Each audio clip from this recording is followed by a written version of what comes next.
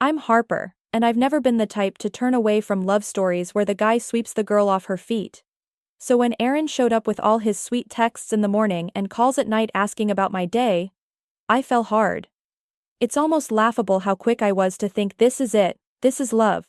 My friends, they'd look at us and say we were cut from the same cloth. Meant to be. But there was Grandma June with her head full of wisdom, and a lifetime of watching seasons change. She'd always say, "Harper, honey, watch the signs. When a man wants all your time, there's a chance he's not just in love.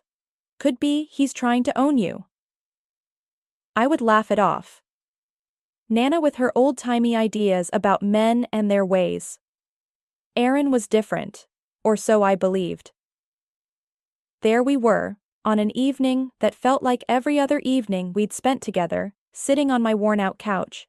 He held my hand a little too tight when he asked about my day. "Met anyone interesting at work today?" he asked.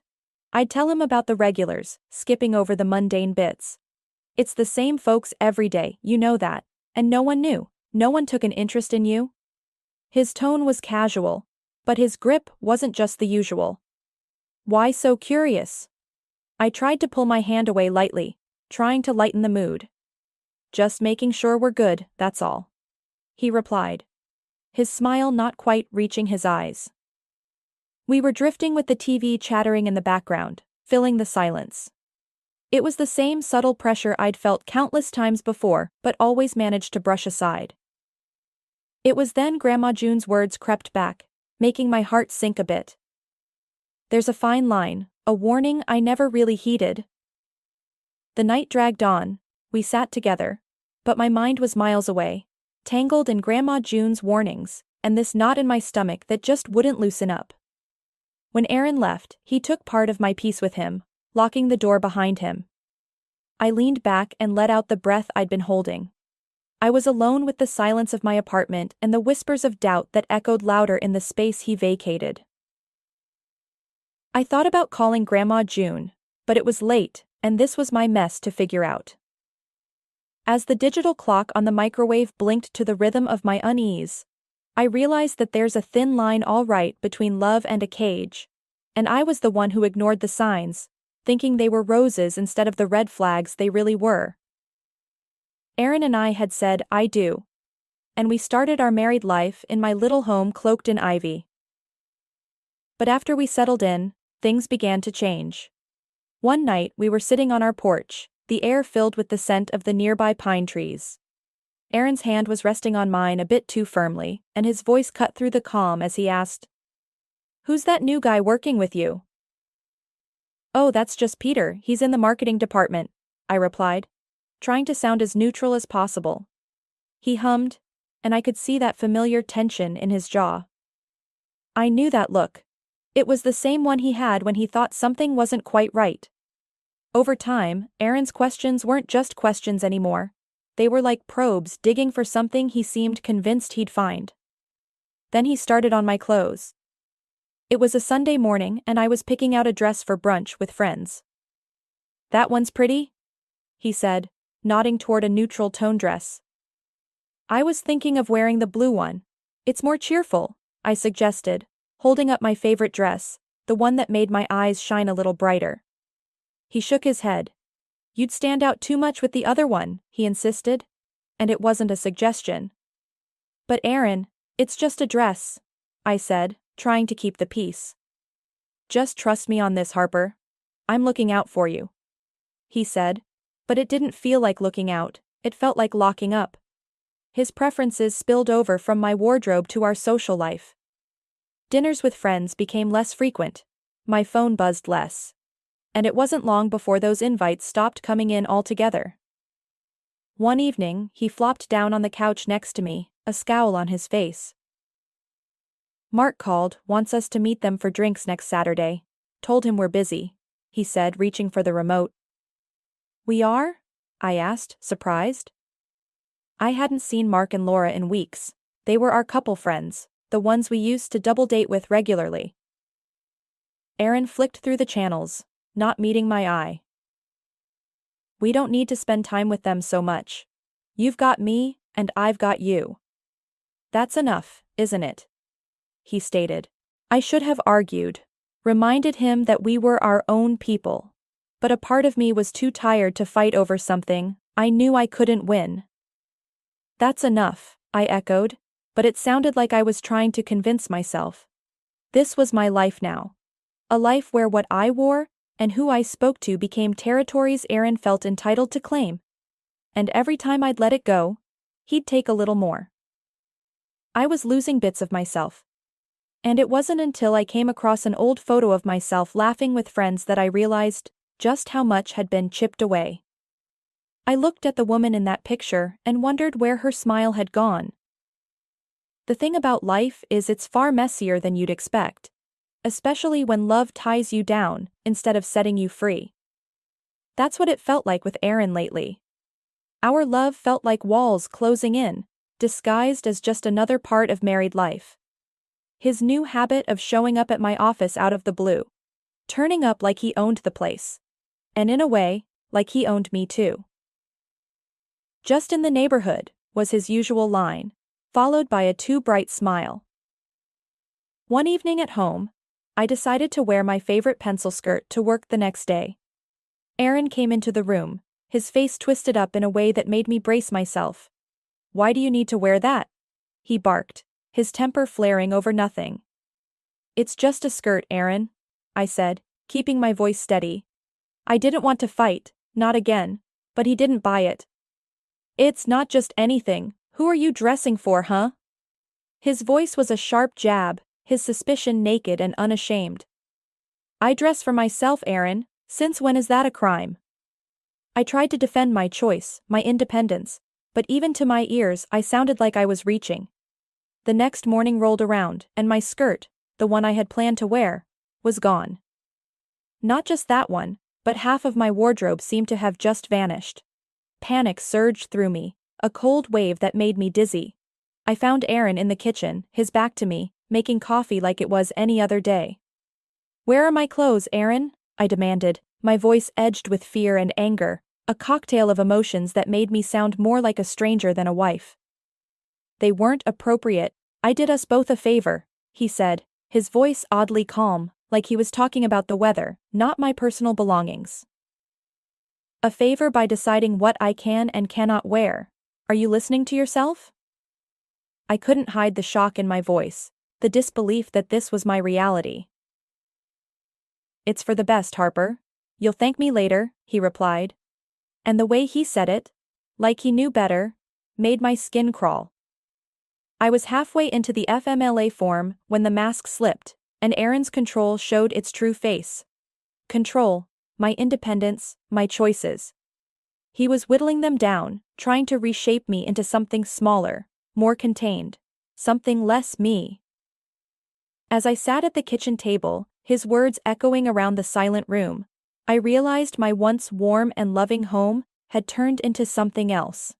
It wasn't safe or comforting, it was a beautifully decorated prison, and the man I married was the warden. The rest of the day passed in a blur. At work, I was a ghost, going through motions, smiling when necessary, but underneath, a storm was raging. That evening, I sat in the car outside the house for a long time, the engine humming softly. Stepping through that door took a strength I wasn't sure I had, because inside that house waited a life that was slowly suffocating me. The door creaked as I finally turned the key and stepped inside. The smell of dinner hit me, and there was Aaron, all smiles and kisses, acting like today was just another day. But it wasn't. And the sad thing was, I wasn't sure if tomorrow would be any different. At work, Mr. Jacobs, my boss, dropped a fat file on my desk. Got a new project for you, Harper. It's going to need some late nights, but you're the best for the job. Pleasure's all mine, Mr. Jacobs. I managed to smile, ignoring the sinking feeling in my stomach. At dinner, I broke the news. Aaron's fork clattered against his plate, his eyes narrowing to slits.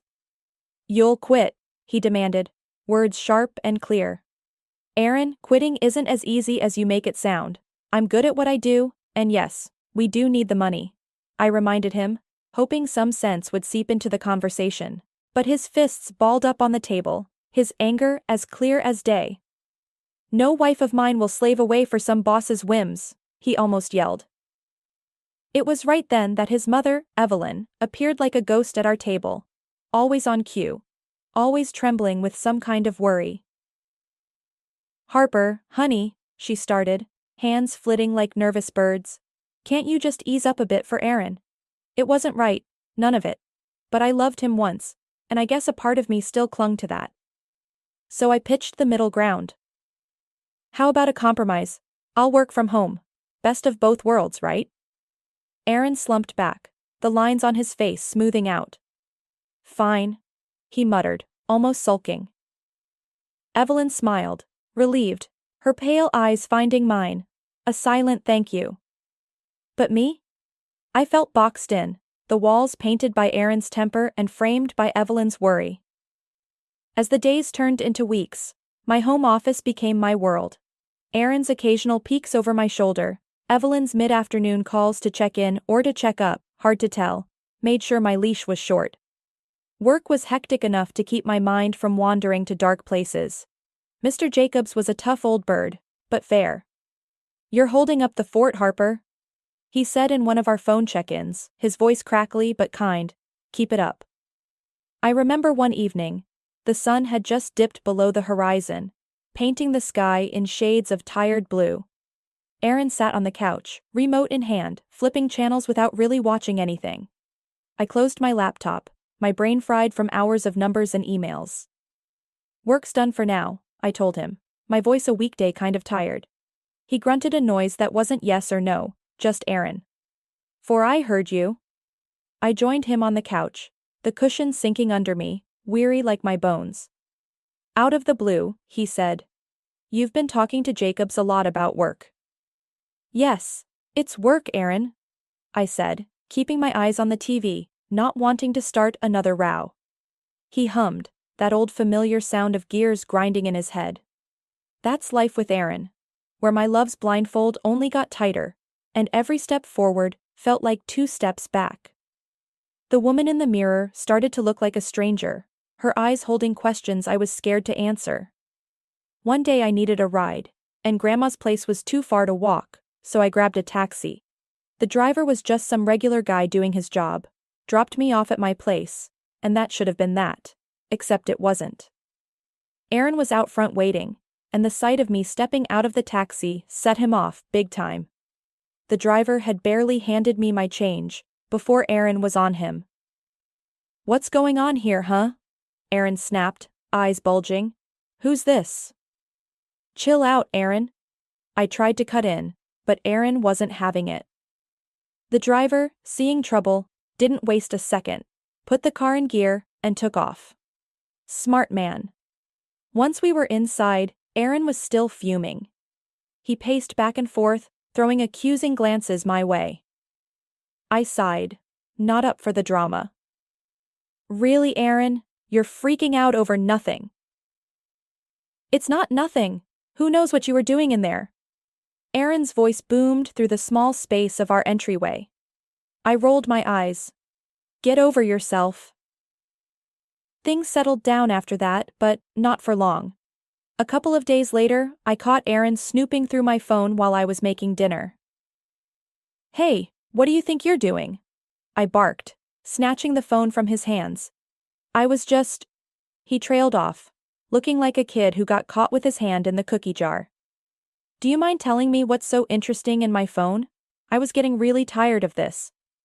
Aaron rubbed the back of his neck, avoiding my eyes. I don't know, I guess I was just checking on you, making sure you're not hiding anything.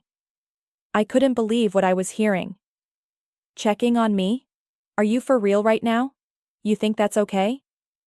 He didn't say anything for a moment. Then I'm sorry, all right? I'm sorry. It won't happen again. You're right. It won't happen again because this is ridiculous. You're acting like a crazy person. My patience was wearing thin. Look, I said. I'm sorry I screwed up. Forgive me, okay? His voice had softened. I'm sorry, I promise it won't happen again. We left it at that. I wanted to believe things would get better. Part of me knew it was a long shot, but I still had hope. I guess that's how it goes sometimes. You see red flags, warning signs, but you just keep driving past them, hoping you'll somehow end up on a different road. It all started one crisp morning when I noticed a car, a nondescript dark sedan, a little too clean, a little too still.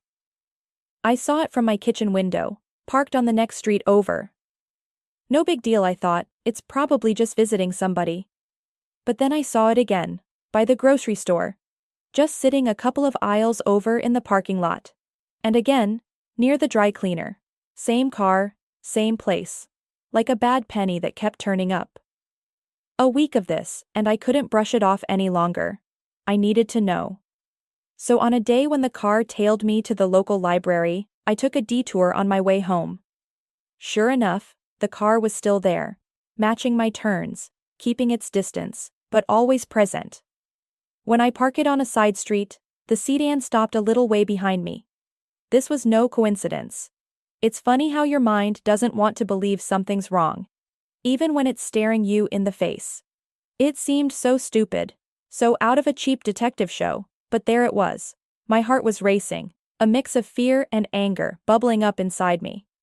I picked up my phone and called the police. I think I'm being followed, I whispered, as though the guy behind me could hear. The police took it seriously. They arrived quickly, talked to the man in the car, and checked his ID. Within minutes, they confirmed my fears.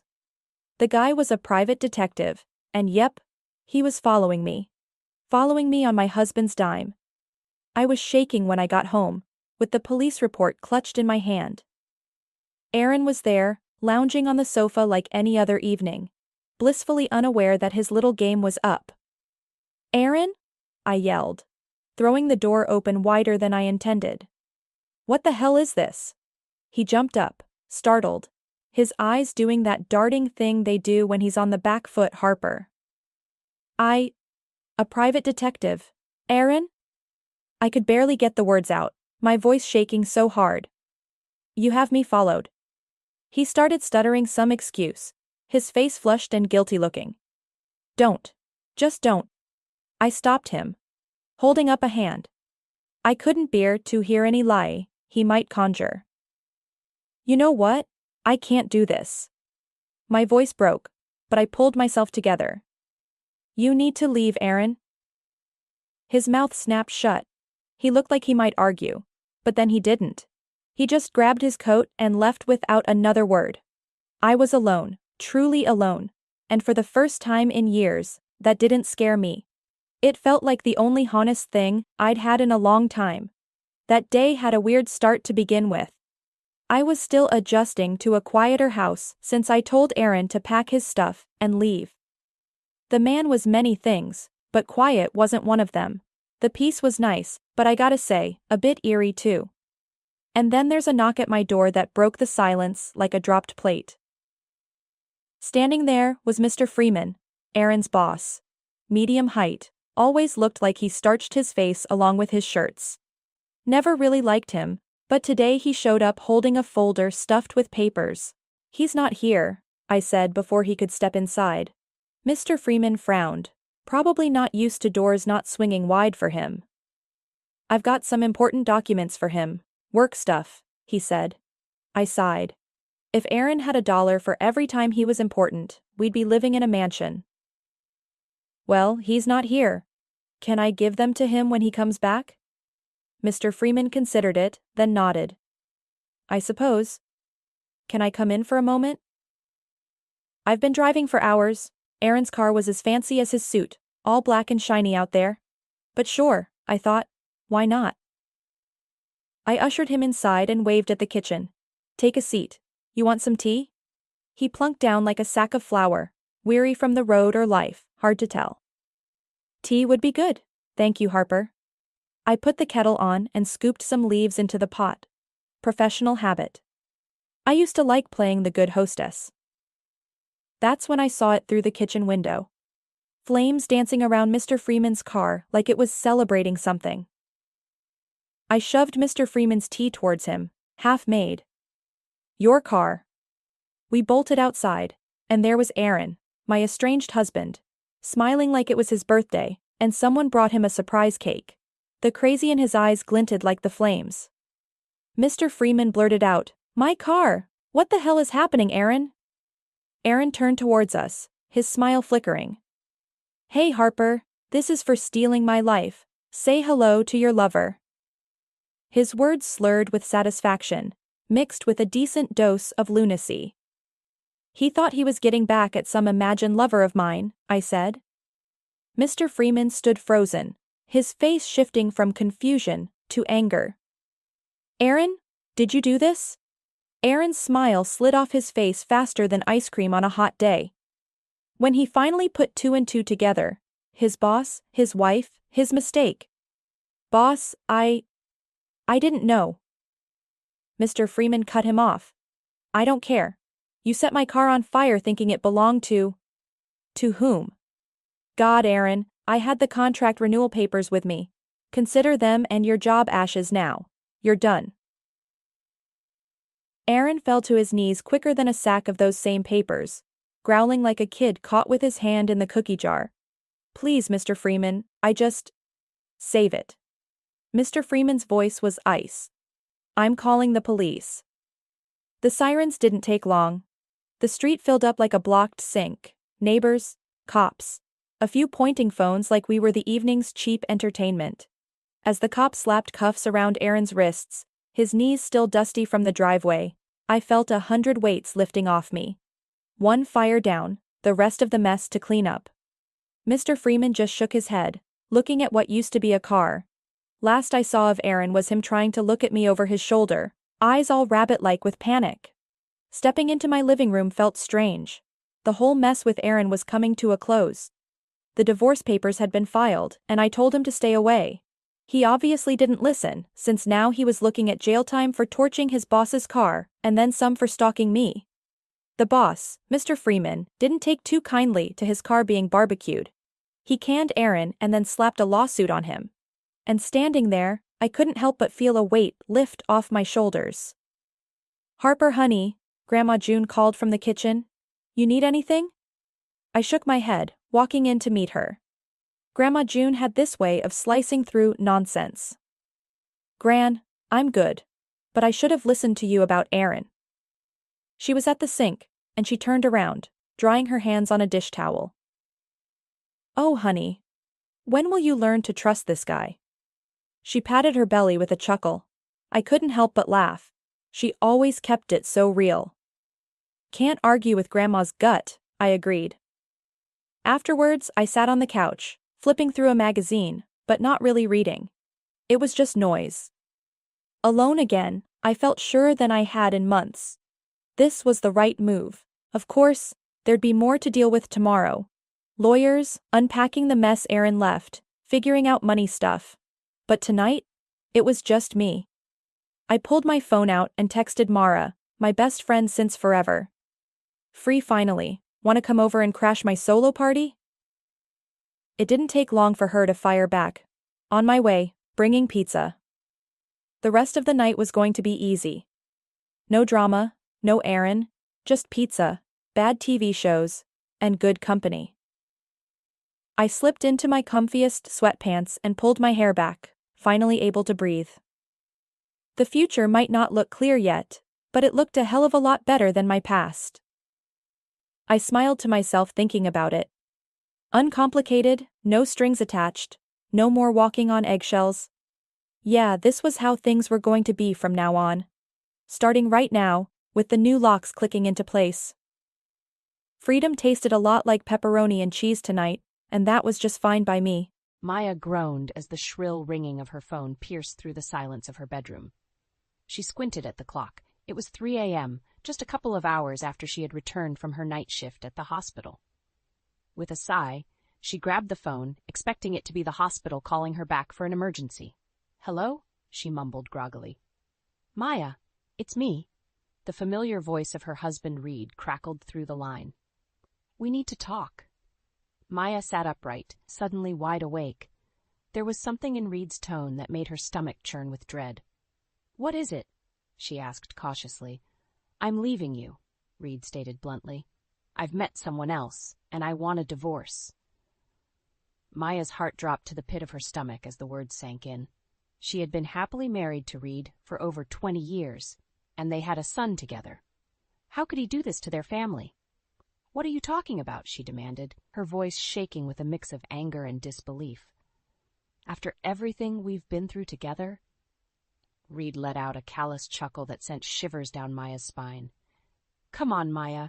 You're no spring chicken anymore. I've found someone younger, someone who can give me the excitement and passion that you can't." Maya's hands trembled as she clutched the phone tighter. "Who is she? How long has this been going on?" "Her name is Jill, and that's none of your business." Reed snapped. "I want you out of the house by the end of the week. I've already spoken to a lawyer, and I'll be generous with the settlement, but I want a clean break." Maya's mind raced, trying to process the bombshell that Reed had just dropped on her.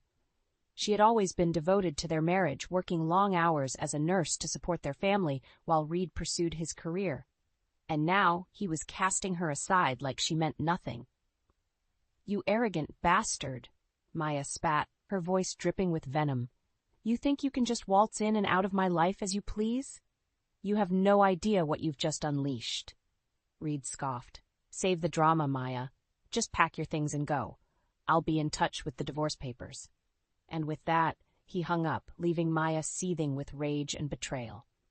As the tears streamed down her cheeks, she made a vow to herself. Reed and his little mistress would pay dearly for what they had done to her family. This was just the beginning. After the initial shock of Reed's betrayal wore off, Maya knew she had to take action. Lying in bed, staring at the ceiling, would only fuel her anger and despair. She needed to gather her wits and fight back. The first order of business was to find a good divorce lawyer. Maya didn't want to go through some run-of-the-mill attorney who would just rubber stamp whatever settlement Reed proposed. No, she needed someone who was a shark, someone who could ruthlessly protect her interests and make Reed pay for what he had done. Maya spent the next few days scouring the internet and making phone calls until she finally found the perfect candidate, Samantha Weston, a pit bull of a lawyer known for her tenacity and her ability to sniff out hidden assets in messy divorces. At their first meeting, Maya laid out the situation bluntly.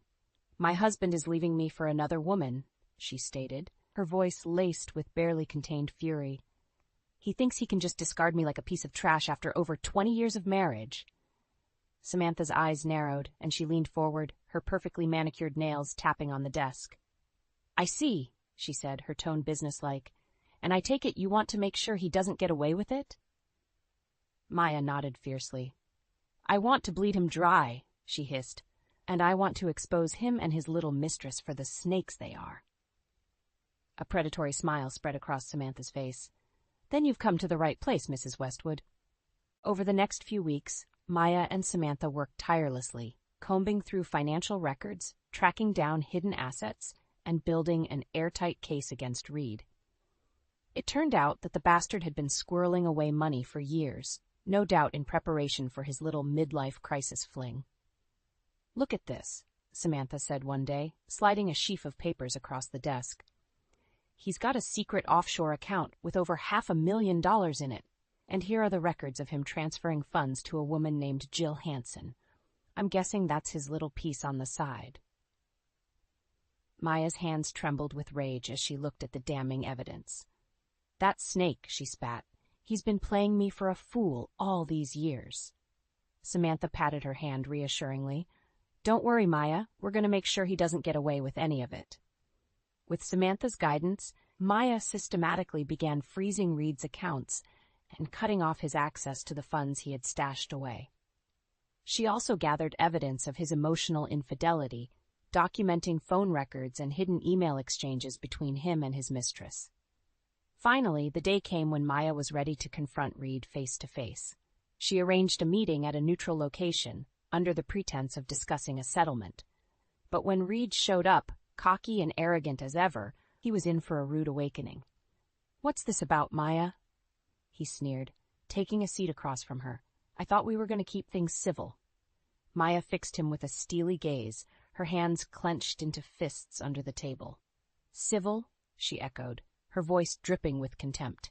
You want to talk about civil after you've been lying and cheating on me for God knows how long? Reed's smug expression faltered as Maya began laying out the evidence, the bank statements, the emails, the phone records. With each damning piece of proof, his face grew paler and paler until he was visibly sweating. How did you find all of this? He stammered, his bravado evaporating. Maya leaned back in her chair, a triumphant smile playing on her lips. I have my ways, she said simply. And this is just the beginning, Reed. You and your little whore are going to pay for what you've done to me and our family. As she watched her soon-to-be ex-husband squirm, Maya knew that she was just getting started. The real battle was yet to come, but for the first time since Reed had dropped his bombshell, she felt a sense of empowerment. She was no longer the victim. She was the hunter, and Reed and his mistress were the prey. With Samantha's help, Maya wasted no time in striking back at Reed and his mistress, Jill. The first step was to freeze all of Reed's hidden accounts and cut off his access to the funds he had squirreled away. We need to move quickly, Samantha advised, her eyes gleaming with determination. Once Reed realizes what's happening, he'll try to move the money around and hide it elsewhere. Maya nodded, her jaw set in a grim line. Do whatever it takes. I want him to feel the same panic and betrayal that I felt when he dropped that bombshell on me. Over the next few days, Maya watched with a sense of grim satisfaction as Samantha systematically dismantled Reed's financial web. One by one, his secret accounts were frozen, his credit cards canceled, and his access to funds cut off. When Reed finally realized what was happening, he came storming into Samantha's office, his face flushed with rage. What the hell is going on? He demanded, slamming his fist on the desk. Why can't I access my accounts? Samantha leaned back in her chair, her eyes cool and appraising. I think you know exactly why, Mr. Westwood, she said calmly.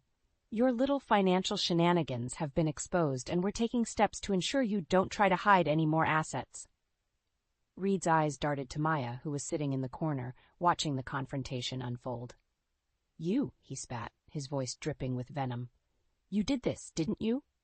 Maya met his gaze levelly, her expression betraying no emotion. You brought this on yourself, Reed, she said quietly. You thought you could just discard me like yesterday's trash and ride off into the sunset with your little trollop. Well, think again. Reed's face contorted with rage, and for a moment Maya thought he might strike her. But then Samantha cleared her throat, her voice cutting through the tension like a knife. I'd be very careful about how you proceed, Mr. Westwood, she said, her tone laced with subtle menace.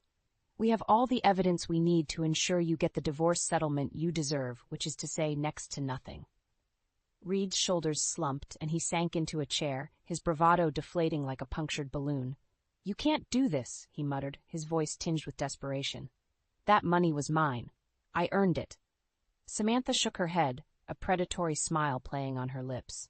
Not according to the law, she said. And by the time we're done, you'll be lucky if you can afford a cardboard box to live in. As Reed sat there, his head in his hands, Maya felt a surge of satisfaction. For years, she had been the dutiful wife, putting her own dreams and ambitions on hold to support Reed's career and raise their son. And this was how he had repaid her, by betraying her in the most callous and cruel way possible. But now, the tables had turned. Maya was the one holding all the cards, and Reed was the one who was about to lose everything. As she watched him sitting there, defeated and broken, she couldn't help but feel a sense of vindication. This was just the beginning, she knew. There was still a long road ahead, with more battles to be fought and more emotional turmoil to endure. But for the first time since Reed's bombshell revelation, Maya felt a sense of hope. She was no longer the victim. She was the architect of her own revenge, and she was going to make damn sure that Reed and his mistress paid for what they had done. As she left Samantha's office, Maya held her head high, her stride confident and purposeful. She was a woman reborn, and she was just getting started. As Maya began to piece together her plan for revenge against Reed and his mistress Jill, she found an unexpected ally in her own son, Ethan. It had been a few days since the confrontation at Samantha's office, and Maya was sitting at home, poring over the mountain of evidence they had gathered against Reed. That's when Ethan walked in, his brow furrowed with concern. "Mom, is everything okay?" he asked tentatively. "I've been hearing some rumors around town about you and Dad." Maya sighed, running a hand through her hair. She hadn't wanted to burden Ethan with the messy details of her failing marriage, but she knew she couldn't keep him in the dark forever. "Your father has been unfaithful," she said bluntly. "He's been carrying on an affair with another woman for God knows how long, and now he wants to leave me for her." Ethan's eyes widened in shock and then narrowed in anger. "That bastard!" he spat. "How could he do that to you after everything you've sacrificed for this family?" Maya shook her head warily. "I don't know, sweetheart, but I'm not going to let him get away with it. Samantha and I are building a case against him, and we're going to make sure he pays for what he's done." To her surprise, Ethan's expression hardened with determination. "Then I want to help," he said firmly.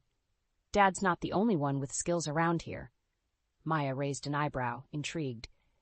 Ethan had always been a whiz with computers and technology, and she couldn't help but wonder what he had in mind. Over the next few days, Ethan became her trusted ally in the fight against Reed and Jill. Using his hacking skills and intimate knowledge of the dark web, he was able to uncover a wealth of information about Jill, her background, her financial history, and even some unsavory details about her past relationships. "Looks like our dear Jill has a bit of a track record," Ethan said grimly, sliding a sheaf of printouts across the table to Maya. "She's been involved with at least 2 other married men before Dad, and she's got a knack for making sure she gets a nice little payout when things go south." Maya's eyes narrowed as she scanned the documents. "The little gold digger," she muttered. "So that's her game." Ethan nodded, his expression grim. "Exactly. And it looks like she's been working Dad over for months, maybe even years, slowly convincing him to squirrel away money and assets for their little love nest." Maya felt a surge of white-hot anger coursing through her veins. Not only had Reed betrayed her in the most callous way possible, but he had been planning this whole sordid affair with Jill for God knows how long, right under her nose. "We're going to take them down," she said, her voice low and trembling with fury. "Both of them. They're going to wish they never crossed paths with the Westwood family." Ethan reached across the table and gave her hand a reassuring squeeze. "Don't worry, Mom," he said, his eyes glinting with determination. "We've got this. Dad and his little side piece don't stand a chance against us." As Maya looked at her son, she felt a surge of pride and gratitude. Despite the betrayal and heartbreak she was facing, she wasn't alone in this fight. Ethan was her rock, her partner in crime, and together they were going to make sure that Reed and Jill paid for every ounce of pain and humiliation they had caused. With a newfound sense of purpose, Maya turned her attention back to the evidence laid out before her. It was time to start putting their plan into action. With Ethan's help, Maya had uncovered a wealth of damning information about Jill and her history of preying on wealthy married men. Armed with this knowledge, she knew it was time to take the next step in her plan for revenge. "We need to bring Reed and Jill down in a big way," Maya said grimly, spreading out the evidence they had gathered on the kitchen table. "A way that will humiliate them and make them realize the full extent of what they've done." Ethan nodded, his expression grim. "I'm with you, Mom. Just say the word, and we'll make it happen." After some thought, Maya came up with the perfect plan.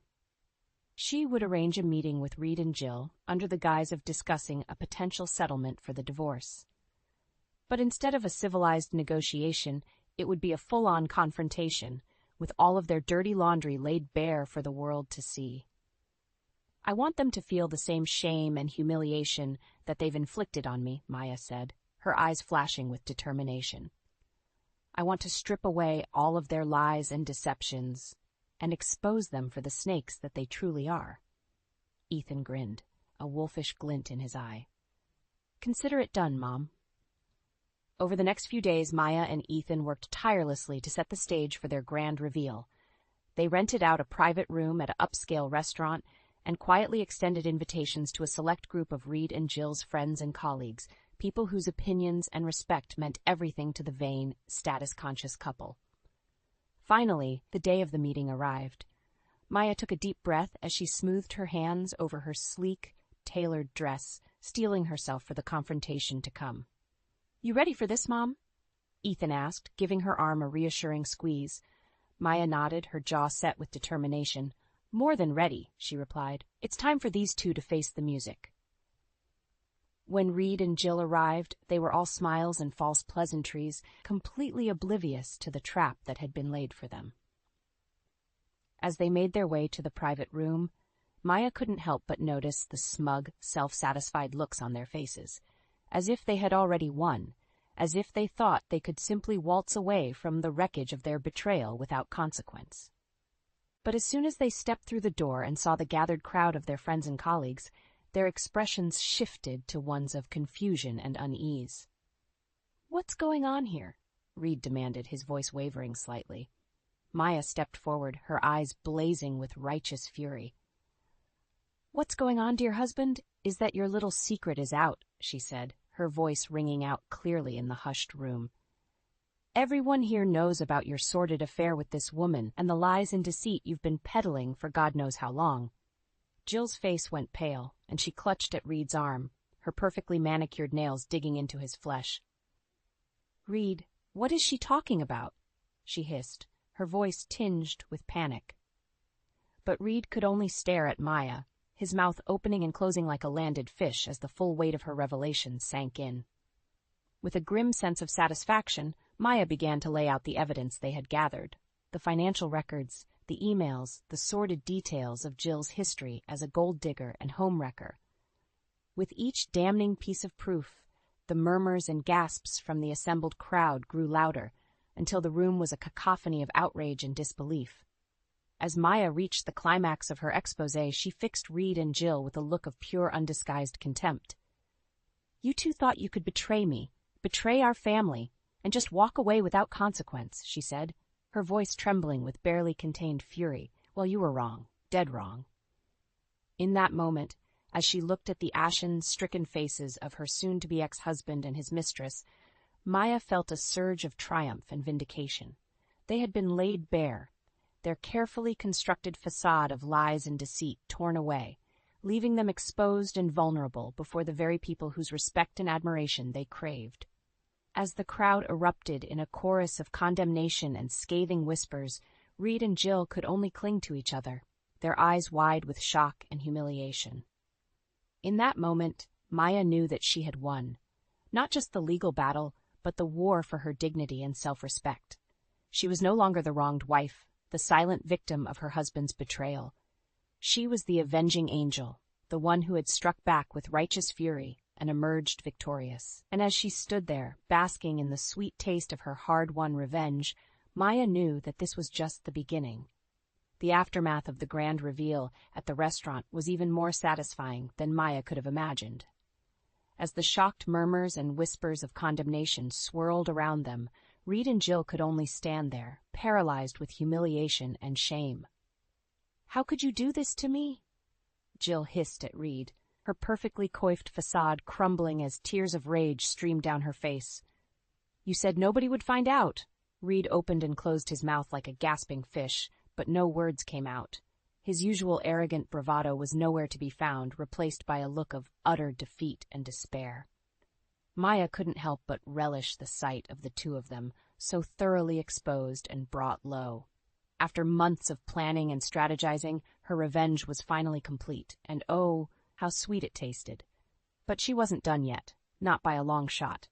"You two haven't seen anything yet," she said, her voice ringing out loud and clear above the clamor. "This is just the beginning."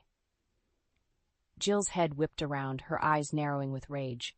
"What are you talking about, you crazy bitch?" she spat, her carefully cultivated veneer of innocence cracking even further.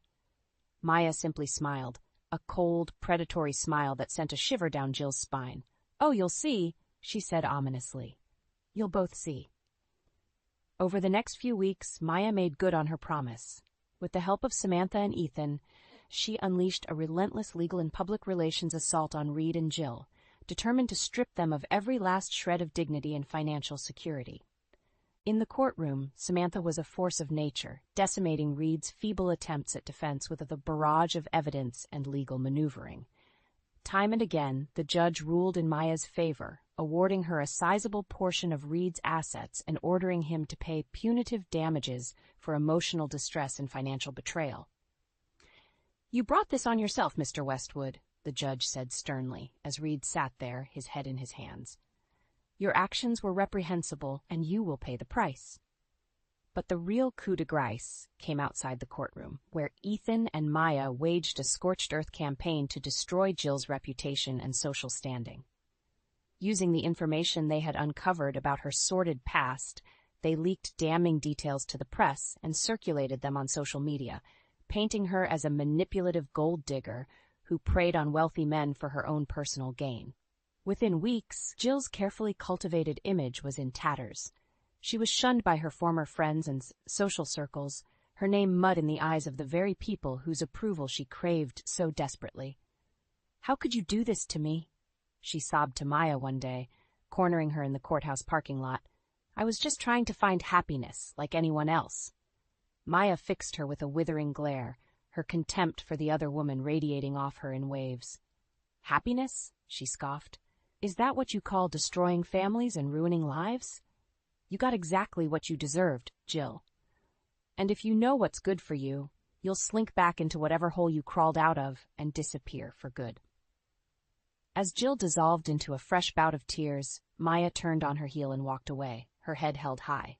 She had won, not just the legal battle, but the war for her dignity and self-respect. Reed and Jill had been utterly decimated, their lives and reputations in ruins. And as she looked towards the future, Maya felt a sense of hope and possibility that she hadn't felt in years. She was free from the shackles of her failed marriage, free from the weight of Reed's betrayal, and free to start anew. With Ethan by her side and a sizable settlement in her pocket, the world was her oyster. And as she made plans to invest in a new business venture, something she had always dreamed of doing, but never had the courage or means to pursue. Maya knew that this was just the beginning of her new life. The road ahead would be full of challenges, no doubt, but she was ready to face them head-on, stronger and more resilient than ever before. She had stared down the abyss of heartbreak and betrayal, and she had emerged victorious, her spirit unbroken and her thirst for justice quenched. As she walked into the bright, promising future that lay ahead, Maya couldn't help but smile. She was a new woman, forged in the fires of her own hard-won revenge, and nothing and no one would ever break her again. As the legal battles raged on in the courtroom, Maya found herself engaged in a ferocious tug-of-war with Reed and his lawyers. They had clearly underestimated her resolve and the strength of the case that Samantha had built against him. Time and again, Reed's team would try to poke holes in the evidence or argue that Maya's actions had been overly vindictive and damaging to his reputation. But Samantha was having none of it, countering their every move with a ruthless precision that left them floundering. "Your client's behavior was reprehensible, counselor," Samantha said coolly during one particularly heated exchange. "He betrayed his wife's trust in the most callous and calculated way possible. If his reputation has suffered, it's entirely his own doing." Reed shot Maya a venomous glare from across the courtroom, his face flushed with impotent rage. But Maya simply met his gaze head-on, her expression one of steely determination. She wasn't about to back down, not after everything she had been through. As the weeks dragged on, the legal maneuvering intensified, with both sides digging in their heels and refusing to give an inch. But slowly, inexorably, the weight of the evidence began to shift in Maya's favor. One by one, the judge's rulings chipped away at Reed's defenses, awarding Maya a larger share of the marital assets and ordering Reed to pay hefty damages for his emotional and financial betrayal. "This court finds that Mr. Westwood's actions were not only egregious but premeditated," the judge said sternly, his gavel punctuating each word like a hammer blow. "He systematically concealed assets and lied to his wife, all in service of his own selfish desires. Such behavior cannot and will not be tolerated." As the judge continued to read out the details of the settlement, Maya felt a surge of vindication coursing through her veins. This was it, the moment she had been fighting for, the moment when Reed's arrogance and deceit would finally catch up to him in a way he could never have imagined. When the final tally was read out, the look on Reed's face was one of utter disbelief and despair. Not only had he lost a significant portion of his assets and savings, but he had also been ordered to pay Maya a staggering sum in damages, a figure that would effectively cripple him financially for years to come. "This can't be happening," he muttered, his head in his hands as his lawyers attempted to console him. "How could she do this to me?" Maya couldn't help but let out a derisive snort at his words. How could he still be playing the victim after everything he had put her through? The sheer audacity of the man was staggering. As she left the courthouse that day, basking in the glow of her hard-won victory, Maya couldn't help but feel a sense of satisfaction that went beyond mere revenge. She had faced down her betrayer, her tormentor, and she had emerged victorious. Not just legally, but morally and emotionally as well. Reed's arrogance and conceit had been his downfall, and now he was left to pick up the pieces of his shattered life and reputation. And as for Jill, the woman who had so callously helped him destroy their marriage, well, she had already paid a heavy price. Her name and social standing in tatters, thanks to Maya and Ethan's relentless campaign of exposure. As Maya looked towards the future, she couldn't help but feel a sense of excitement and possibility. With her legal battles finally behind her and a sizable settlement in hand, she was free to pursue her dreams and start anew, unburdened by the weight of her past. And this time, she vowed, no one would ever hold her back or underestimate her again. She was a force to be reckoned with, a woman who had stared down the abyss of betrayal and emerged stronger and more resilient than ever before. As she climbed into her car and pulled away from the courthouse, leaving the ghosts of her failed marriage behind, Maya couldn't help but smile. The road ahead was wide open, and she couldn't wait to see where it would lead her next. With the legal battles finally behind her, Maya felt like a weight had been lifted from her shoulders. The long, arduous road to justice and revenge had taken its toll, but in the end she had emerged victorious, her spirit unbroken, her dignity intact. As she sat down with Ethan to discuss their plans for the future, she couldn't help but feel a sense of excitement bubbling up within her. For the first time in years, she was truly free. Free from the shackles of her failed marriage, free from the weight of Reed's betrayal, and free to pursue her dreams without fear or constraint. "So, what's next, Mom?" Ethan asked, a hopeful glint in his eye. "You've got a pretty hefty settlement to work with. Any ideas on how you want to spend it?" Maya paused for a moment, considering her options. In truth, she had been toying with an idea for years, a dream that she had always pushed aside in service of her family and her marriage. But now, with the world at her feet and a sizable nest egg at her disposal, she felt like the time was finally right. "You know how I've always talked about opening my own little cafe or bakery?" she said, her voice brimming with excitement. "Well, I think I'm finally going to do it." Ethan's face lit up with a broad grin. "That's amazing, Mom," he exclaimed. "I always knew you had it in you, and hey, with my tech skills and your baking talents, we could make one hell of a team." Maya couldn't help but chuckle at her son's enthusiasm. Throughout the long, grueling ordeal with Reed and Jill, Ethan had been her rock, her unwavering support system and partner in crime. And now, as they embarked on this new chapter of their lives, it felt only natural that they should do it together. "You're absolutely right," she said, reaching across the table to give his hand a squeeze. "We make a great team, and with your help, I know we can make this little dream of mine a reality." Over the next few weeks, Maya and Ethan threw themselves into the planning and preparation for their new venture. They scouted locations, pored over business plans, and even took a few cooking classes together to brush up on their skills. It was a whirlwind of activity, but Maya thrived on the energy and excitement of it all. After years of living in the shadow of Reed's betrayal, she felt alive again, like she was finally taking control of her own destiny and forging a path that was truly her own. And as the pieces began to fall into place, with a prime location secured and the necessary permits and licenses obtained, Maya couldn't help but feel a sense of pride and accomplishment that went far beyond the mere act of opening a business. This was her victory lap, her chance to rise from the ashes of her past and emerge as a stronger, more resilient version of herself. She had faced down her demons, her tormentors, and she had come out on top, not just legally and financially, but emotionally and spiritually as well. As the grand opening day drew near, Maya found herself filled with a nervous excitement that was tempered by a quiet confidence. She knew, deep down, that she was ready for this, ready to take on the world and prove that she was more than just a wronged wife or a victim of circumstance. And when the doors finally opened and the first customers began to trickle in, drawn by the tantalizing aroma of fresh-baked pastries and the warm, inviting atmosphere, Maya felt a surge of pride and accomplishment that was unlike anything she had ever experienced before. This was her baby, her creation, a tangible manifestation of her hard-won victory over adversity and betrayal.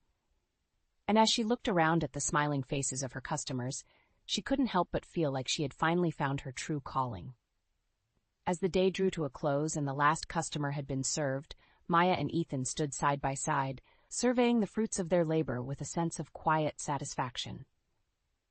"We did it, Mom," Ethan said, giving her a gentle nudge with his elbow. "We really did it." Maya nodded, a contented smile playing across her lips. "Yes, we did," she replied. "And this is just the beginning." As she looked towards the bright, promising future that lay ahead, Maya knew that she had finally found her path, a path forged not by the expectations of others, but by her own strength, determination, and unwavering spirit. And as she prepared to embark on this new chapter of her life, she couldn't help but feel a sense of gratitude, not just for the hard-won lessons and triumphs of her past, but for the simple joy and freedom that came with finally being true to herself. It had been a long, winding road, but in the end, Maya had emerged victorious, not just over her betrayers, but over the doubts and insecurities that had once threatened to consume her. And as she looked ahead to the endless possibilities that awaited her, she knew that nothing and no one would ever hold her back again. "You lying, cheating fraud!" Marla's shrill accusation echoed through my cell phone. I stared in disbelief at the unknown number lighting up my screen, frozen in place on my living room carpet. "Excuse me?" I finally managed, completely blindsided by the verbal assault from my husband's sister, who I barely knew. "Don't play dumb with me," she seethed. "I have proof you embezzled over $200,000 from my father's company. Did you really think no one would find out?" I sank slowly to the floor as her rant continued, my pulse racing. Embezzlement? What was she talking about? I racked my brain, trying to make sense of the allegations. Sure, I had been helping out a little more with my father-in-law Leonard's struggling financial firm lately, ever since I married Eli 6 months ago. But steal money? "Marla, I honestly have no idea what you mean," I pleaded into the receiver. "There must be some misunderstanding." She cut me off sharply. "Oh, I understand perfectly, and if you think you're getting away with this, you're dead wrong. I'm calling my lawyer and the police, and I swear you'll pay." The line went dead. I stared at my phone in stunned disbelief, Marla's accusations echoing in my mind. Embezzlement? Police? It made no sense. How could she think I was capable of such a thing? My hands shook as I dialed Eli. Desperate to make sense of this madness, it went straight to voicemail. I hung up, remembering with a sinking feeling that he was on a business trip. I was alone, facing Marla's bizarre allegations without anyone on my side. Over the next hour I paced the house, dread and confusion swirling inside me. I knew I had done nothing wrong, but I had no idea how to prove it, or why Marla would make such extreme accusations against me. We barely knew each other. Why would she be targeting me like this? I didn't have to wonder much longer. My phone buzzed with a text from Eli's cousin Jane asking if I was going to Leonard's 80th birthday barbecue that weekend. My heart sank further. If Marla was going to come after me for supposed embezzlement, what better place to confront me than in front of the whole family? I toyed with staying home, not wanting to face public humiliation, but I knew avoiding her would make me look guilty. No, I had to stand up to Marla's outrageous accusations, for myself and my marriage. My hands still shook as I dressed for Leonard's party that Saturday. I chose a conservative navy dress, not wanting to give Marla any more ammunition against me. As I drove to Leonard's sprawling estate, my nerves mounted, but I refused to be intimidated. I had done nothing wrong, and I would make Marla see that, even if I had to do it in front of all the relatives. The party was already in full swing when I arrived. Leonard beamed when he saw me, enfolding me in a warm hug. "Callie, so glad you could make it," he enthused. "Can you believe I'm this old?" I smiled weakly, wishing I could actually focus on celebrating with him. But out of the corner of my eye I saw Marla across the lawn, a smug look on her face as she watched me. My stomach tightened. This was it. Time to face her venom. Drawing a shaky breath, I steeled myself and marched across the grass directly toward her. She raised one eyebrow as I approached, her expression cold. Before I could open my mouth, she grabbed a microphone off a nearby table, tapping it loudly to get everyone's attention. "Sorry to interrupt, but I have an important announcement about the guest of honor's daughter-in-law," she said loudly. Everyone turned, curiosity mixing with surprise at her imperious tone. "Callie here," she continued, glaring at me while gesturing theatrically in my direction, "has stolen over $200 from the family." A collective gasp rose from the crowd. I stood frozen, mouth agape, as all eyes fixed on me with disbelief and suspicion. My pulse pounded in my ears. "Marla, what is going on?" Eli demanded, rushing forward to stand between us. I blinked back grateful tears at the sight of my husband, though his forehead was etched with confusion. "Yeah, what the hell, Marla?" someone else shouted. A nervous murmur rippled through the guests. My knees shook as I grasped Eli's hand like a lifeline. Marla raised her palms, her eyes cold. "I received an anomaly notice from the family company's bank last week.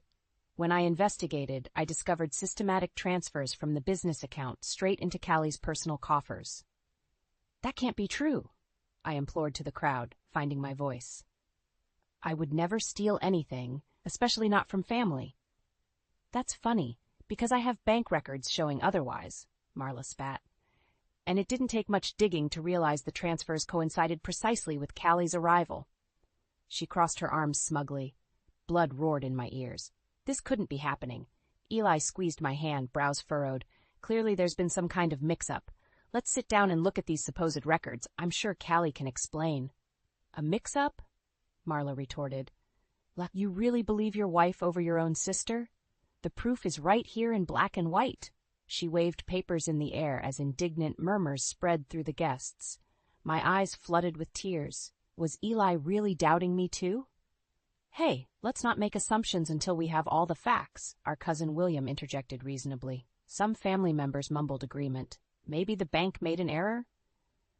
"The bank didn't embezzle 200 grand. She did," Marla shouted, stabbing a finger at me. Several relatives nodded, casting suspicious looks my way. Mortified tears spilled down my cheeks. This couldn't be real. Suddenly, Leonard stepped forward, leaning heavily on his cane. Though frail, his voice rang clear.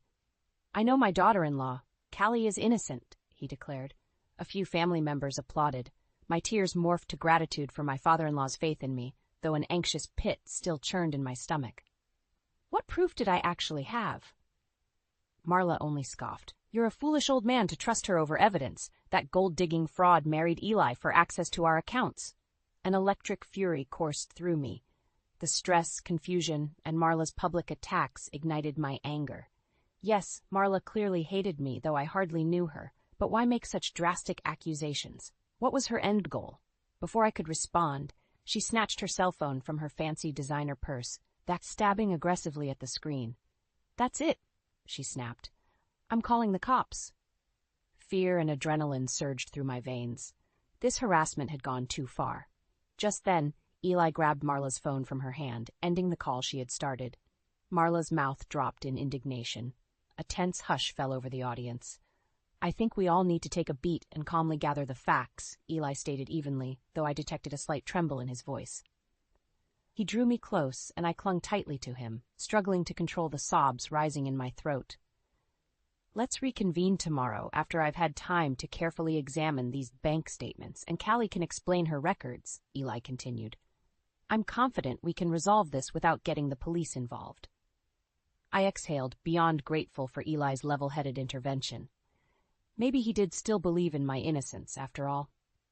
But as I glanced around at the circle of relatives, I only saw skepticism and distrust in their eyes. This ambush might just be the beginning of Marla's rampage, and I had to find a way to convince everyone of the truth before she destroyed my entire world. The war had only just begun. The next weeks crept by in agonizing slow motion. Marla's public accusations spawned whispers that plagued me each time I ventured into town. The hairdresser, the grocer, even our neighbors cast furtive glances my way. At home, tension crackled in the air. Eli burrowed himself reviewing reams of financial statements, desperate to reconcile the anomalies Marla uncovered. Though he tried to hide it, I spotted doubt flickering in his eyes whenever we spoke. Meanwhile, we had temporarily moved into Leonard's sprawling estate to care for him after his cancer diagnosis. But with each passing day under the same roof as Marla, the knot in my stomach tightened.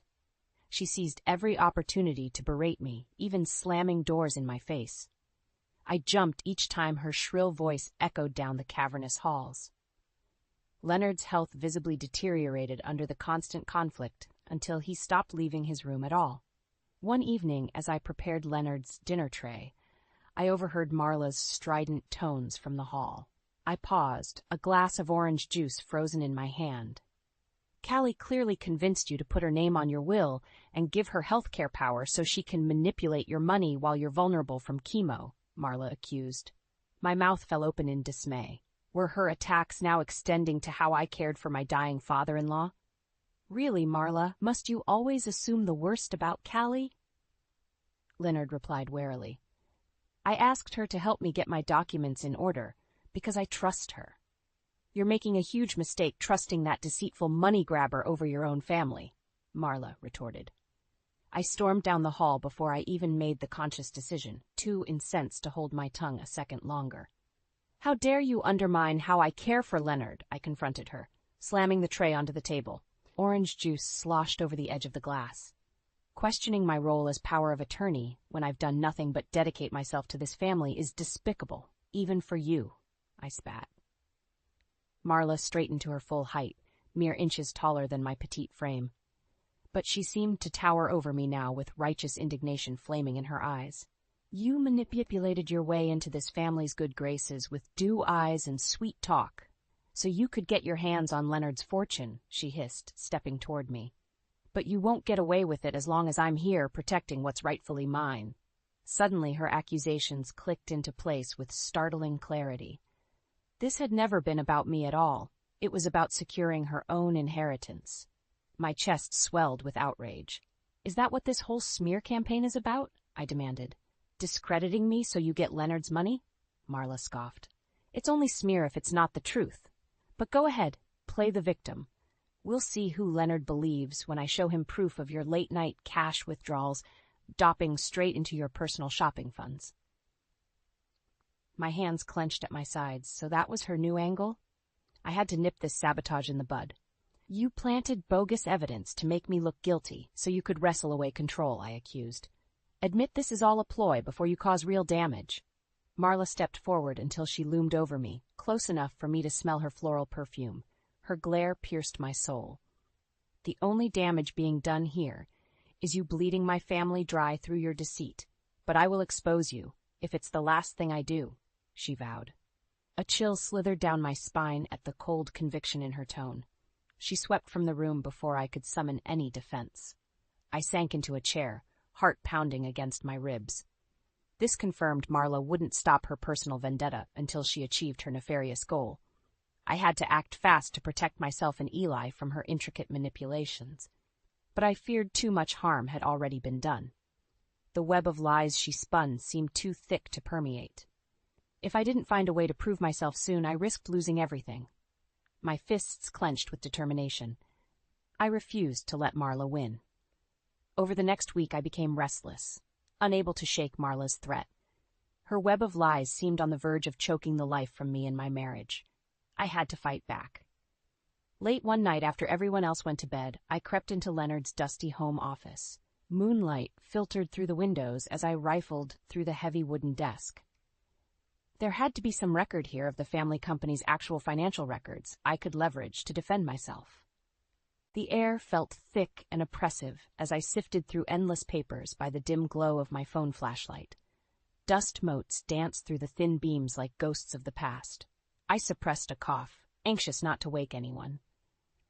"Come on," I muttered under my breath, files blurring together in the darkness. Just when I was about ready to give up, A thick manila folder wedged at the back of a drawer caught my eye. I opened it carefully, immediately recognizing Leonard's distinctive scrawl. It appeared to be records detailing financial transfers related to an offshore company set up as a small tax shelter. Everything seemed perfectly legal at first glance, until I realized with a jolt that the shelter had recently been dissolved right before the accusations against me began.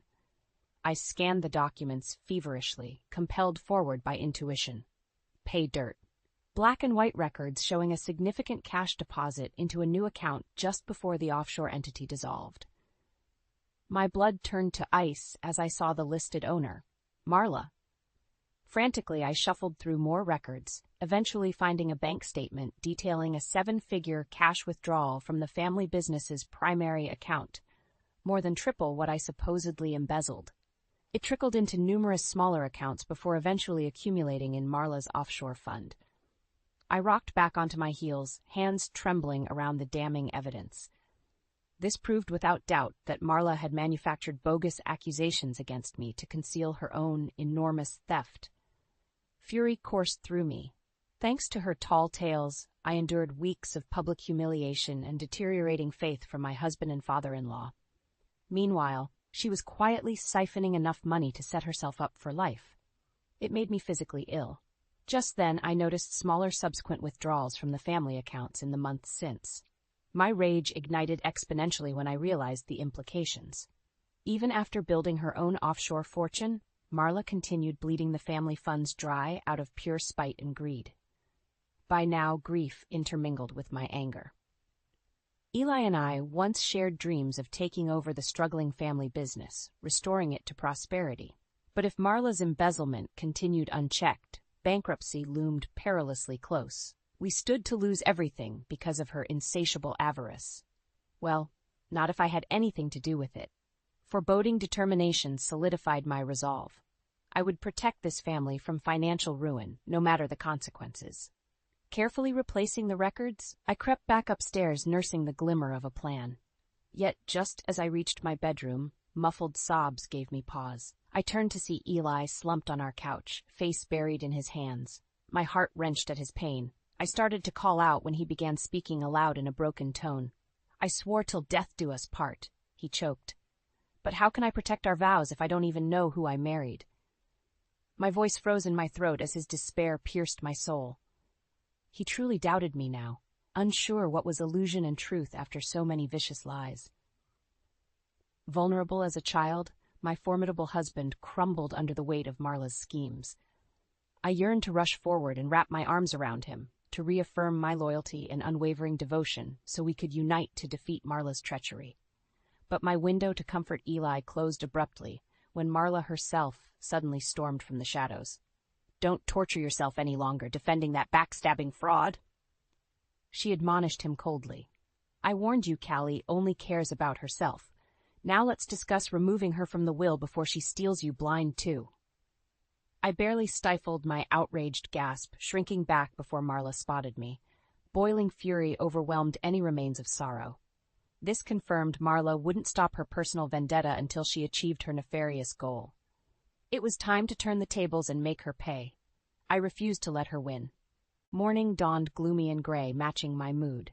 I wandered the garden still reeling from the revelations of the previous night.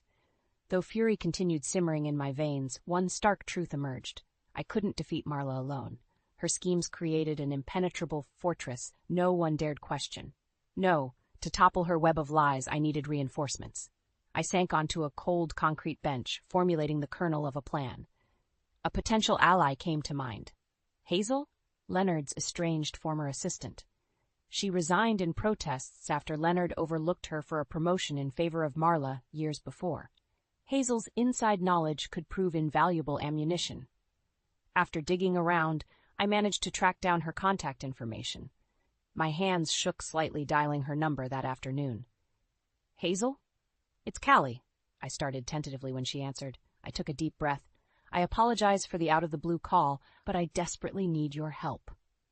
I expected hesitation or outright refusal, but Hazel readily agreed to meet at a quiet cafe the next morning.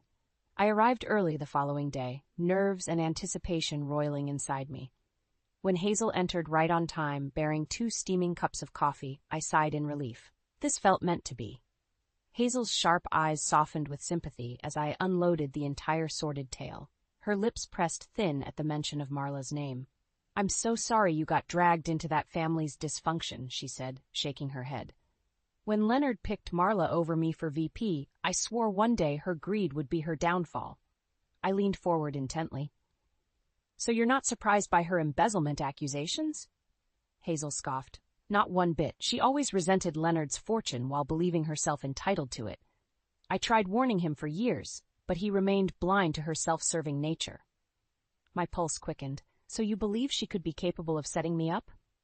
I dared ask. Hazel nodded firmly. "Absolutely. She always despised perceived rivals. With you as a new threat, I guarantee she'd target you to get what she wants."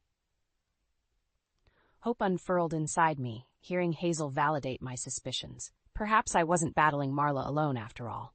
I described finding records proving Marla siphoned family money overseas for years. Hazel confirmed witnessing odd financial transactions during her tenure, but hadn't pieced together the pattern at the time. "I knew something dishonest was happening right under Leonard's nose," Hazel revealed, anger glinting in her eyes. "But I never managed to catch concrete proof before Marla turned Leonard against me." My mind raced, connecting dots. With Hazel's inside context combined with the evidence I uncovered, we suddenly held all the puzzle pieces necessary to expose Marla's schemes. I met Hazel's determined gaze. "Will you help me convince Leonard and Eli of the truth?" I implored.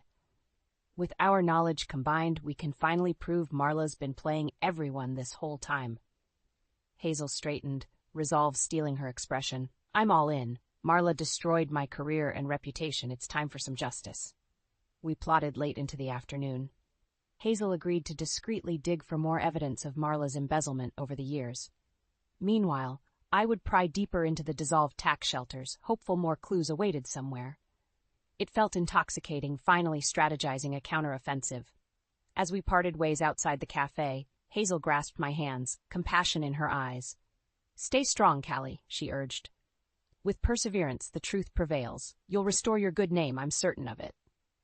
I blinked back grateful tears as I embraced her. With Hazel by my side, the future seemed a little less bleak than the night before. I didn't have to withstand Marla's torment alone anymore. Empowered by new camaraderie, I drove home with my head held high, refusing to shed another tear over Marla's schemes. She spun an artful web to discredit me, yes. But united with Hazel, we would gather enough evidence to dismantle her lies once and for all. Justice would soon have its day. Over the next few weeks, Hazel and I discreetly gathered evidence. She uncovered financial statements showing odd transfers, coinciding with Marla's promotions over the years. I dug deeper into the offshore accounts, tracing money trails leading right back to Marla. Piece by piece, our proof grew damning.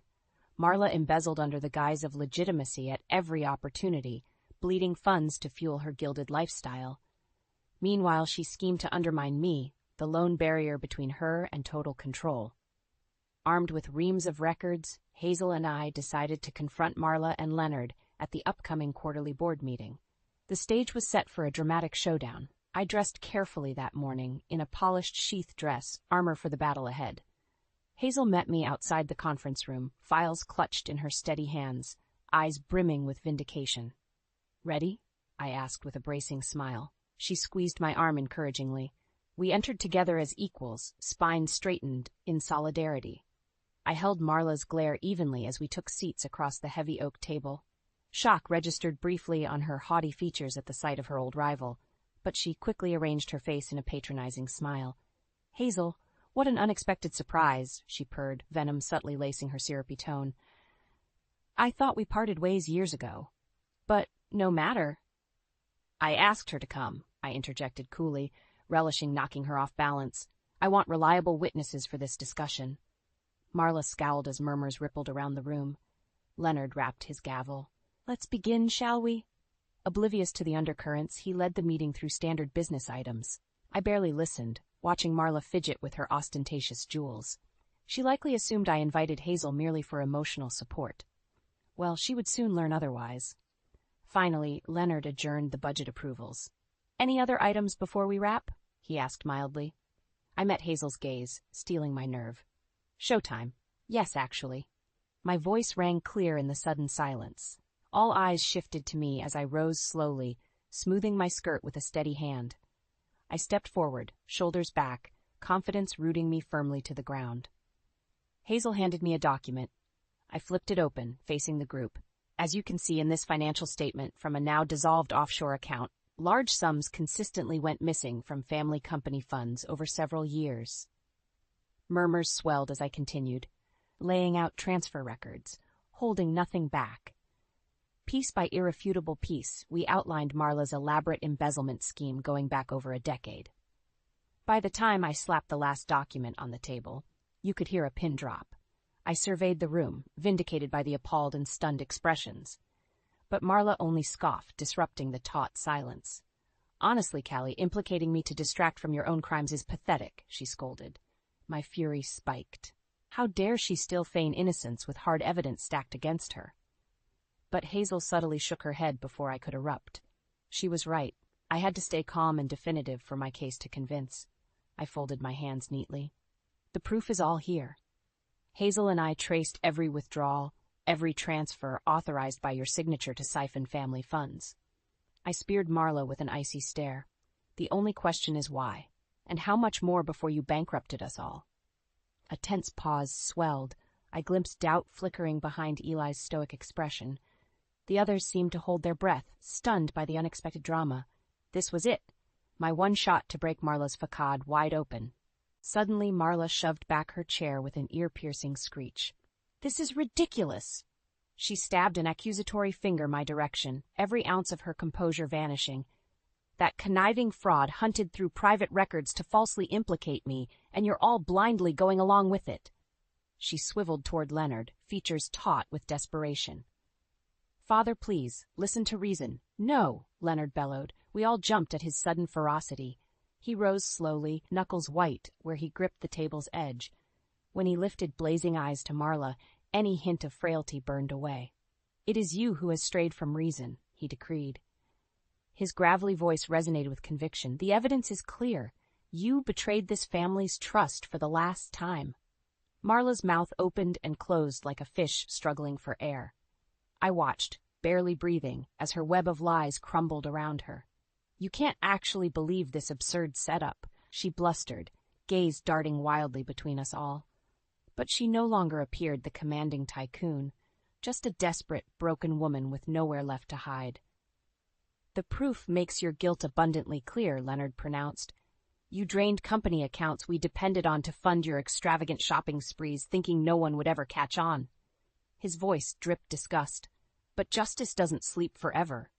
But I was securing our future, Marla burst out, pointing a shaking finger at me. Little Miss Innocent was bleeding us dry behind your back. I had to take control. By robbing me blind? Leonard thundered. I jumped, stunned by his atypical fury. He advanced on Marla where she quailed against the wall. Your hubris and selfishness knew no limits, but no more. Spittle flew as he shouted. You are hereby stripped of all authority in this company, effective immediately. A chorus of astonished murmurs rippled around the room. My pulse pounded as his words sank in. We did it. We finally exposed Marla's web of deceit. She would face consequences at last. Marla gaped, skin fading to a ghostly pallor. For a split second, I almost felt pity for her distress. Then I remembered weeks of torment I endured thanks to her lies. No, she deserved every bit of this downfall. Justice was finally served. Suddenly Marla erupted again, venom blazing as she faced the stunned group. You fools! That backstabbing fraud deceived you all because she wants my birthright for herself.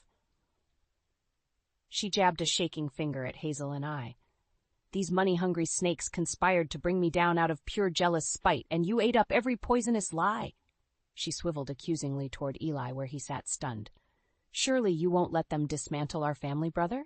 She pleaded desperately. You know I would never betray you this way. All eyes shifted to Eli. He just stared, jaw clenched tight, assessing Marla like he'd never seen her before. I held my breath, realizing though I won the battle with evidence, Eli's faith in me still dangled by a fragile thread. If he sided with Marla now, her schemes might succeed, tearing us apart for good. After an endless pause, Eli slowly stood, Marla's lips parted hopefully. The room seemed to swelter in the tense silence. Finally, Eli stepped toward me, resolve etching his handsome features. He took my hands tenderly in his. Behind him, Marla released a shattered gasp.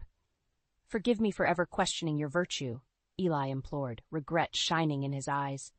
"In one day, you proved yourself more honest and loyal than my own sister in a lifetime." Overwhelmed with relief, I let out a strangled sob. Eli pulled me into his strong embrace. I clung to him, tears spilling down my cheeks. Murmurs of approval rippled around us. Out of the corner of my eye, I saw Leonard place a gentle hand on Hazel's shoulder in gratitude, her lips curled into a satisfied smile. The tender moment broke abruptly with Marla's enraged shriek. "You spineless fools!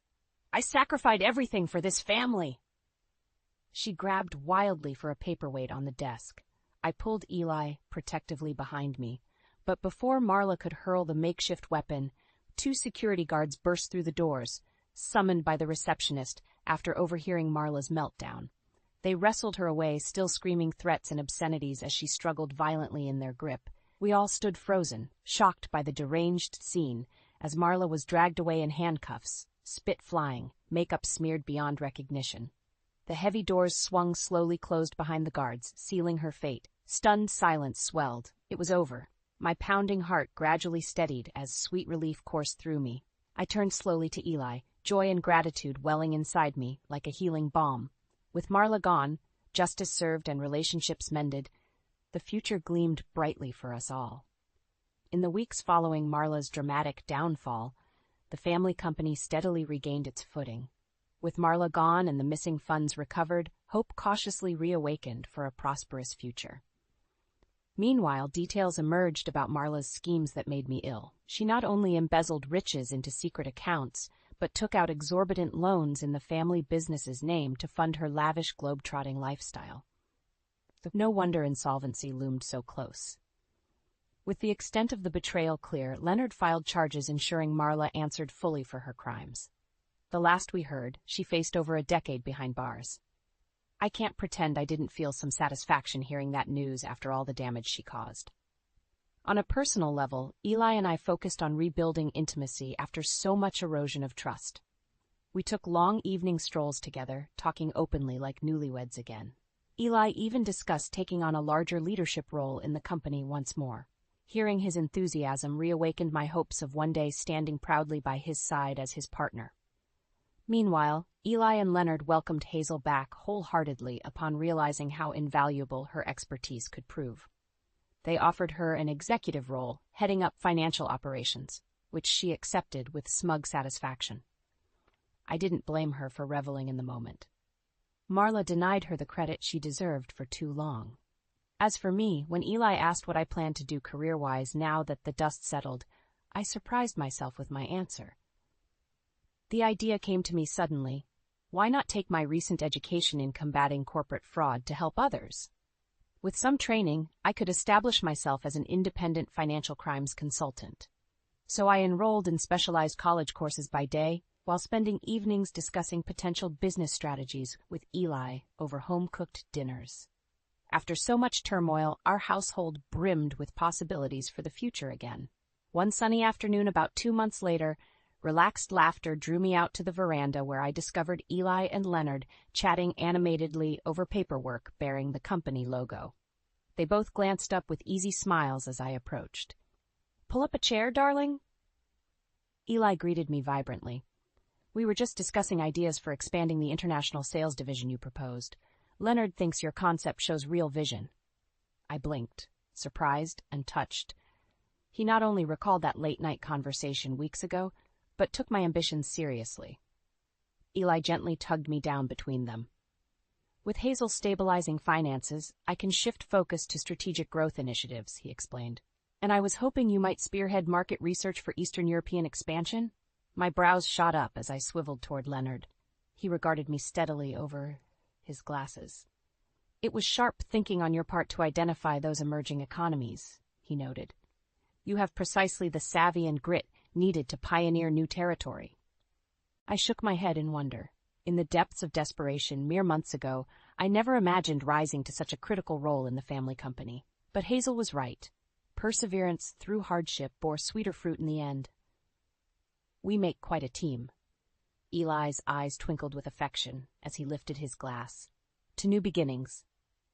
Leonard and I both echoed the toast, smiling as we clinked our glasses in unity again after so much division. Staring into their uplifted, hopeful faces, my heart swelled with joyful gratitude. Marla sought to destroy this family and all we built together out of petty jealousy. But ultimately, we emerged wiser and closer for having weathered the stormy test.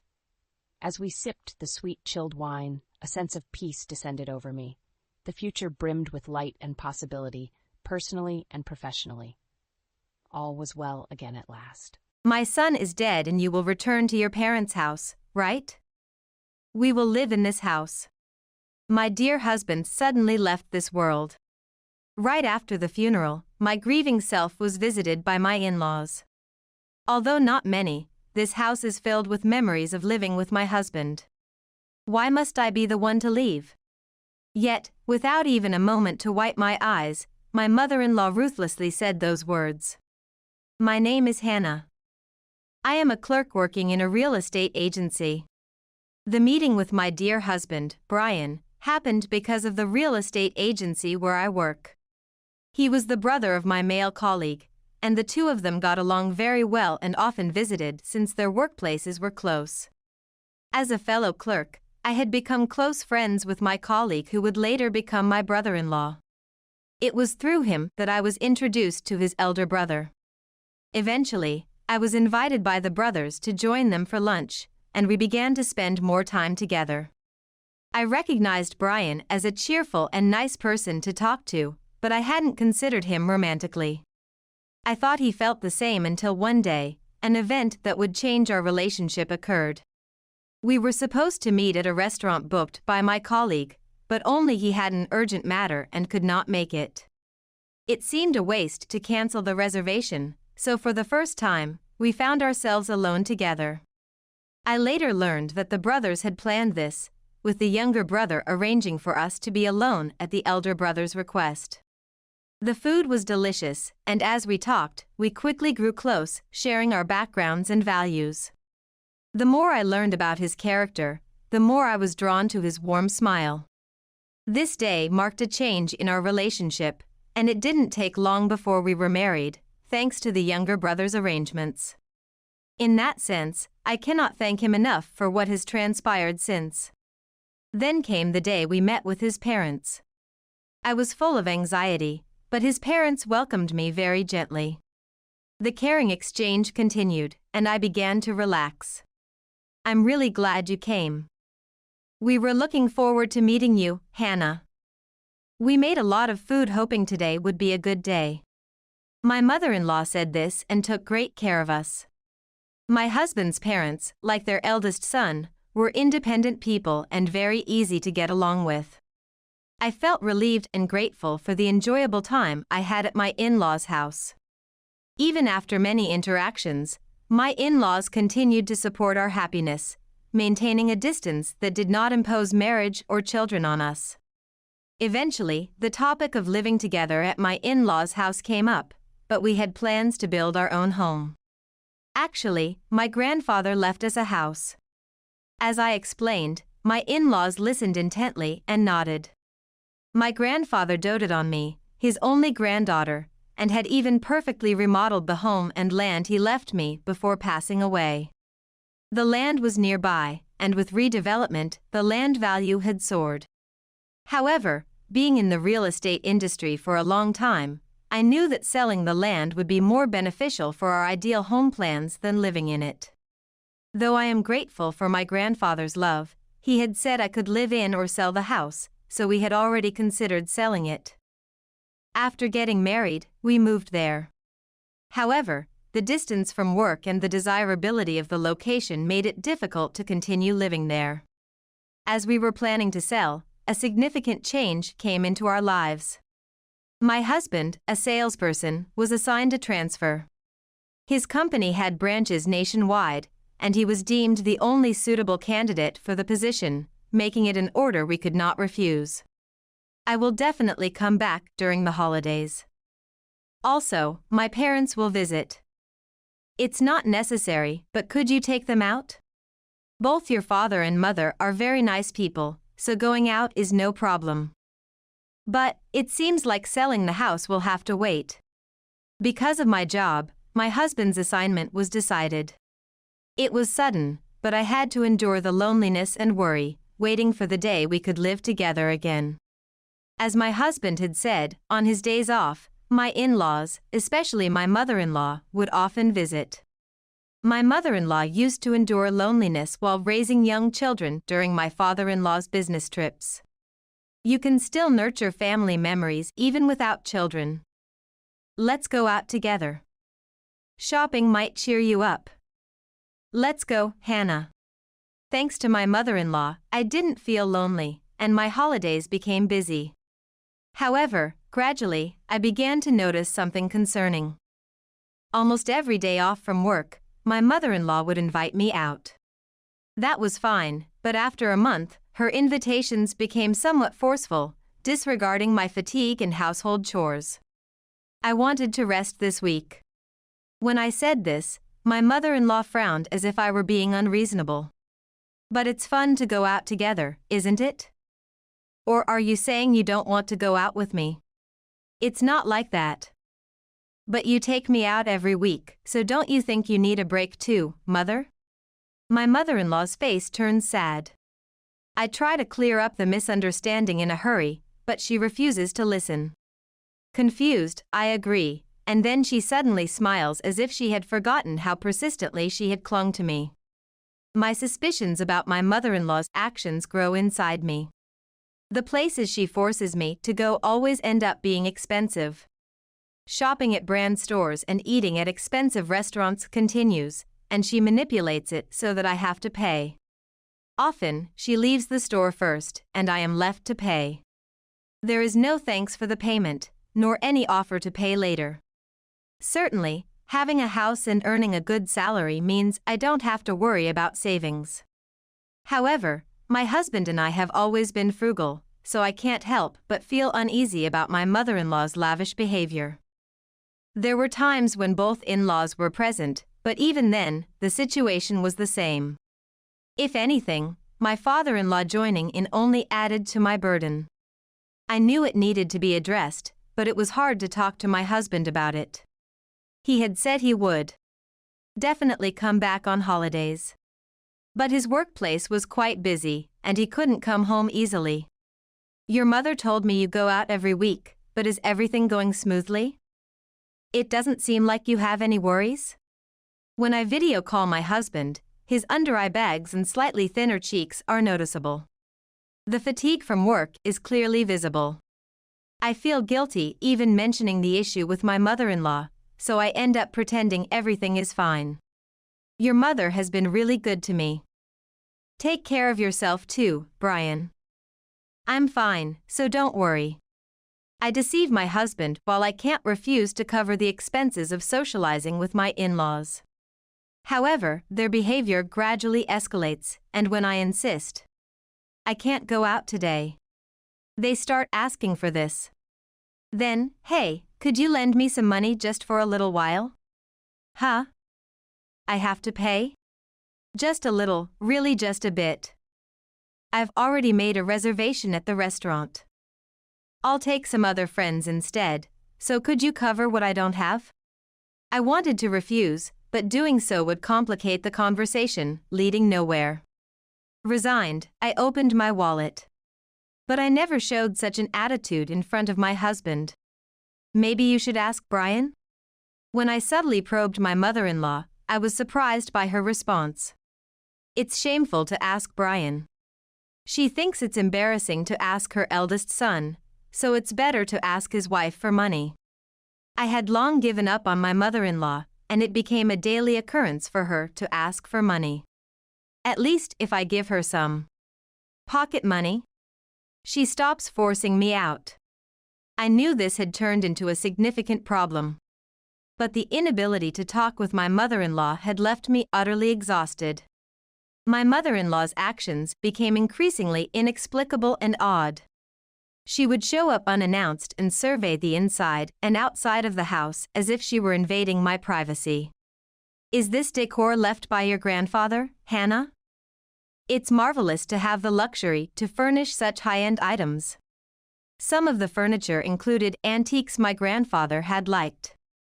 My mother-in-law seemed to enjoy them, coming over to gaze at them dreamily as if they were her own.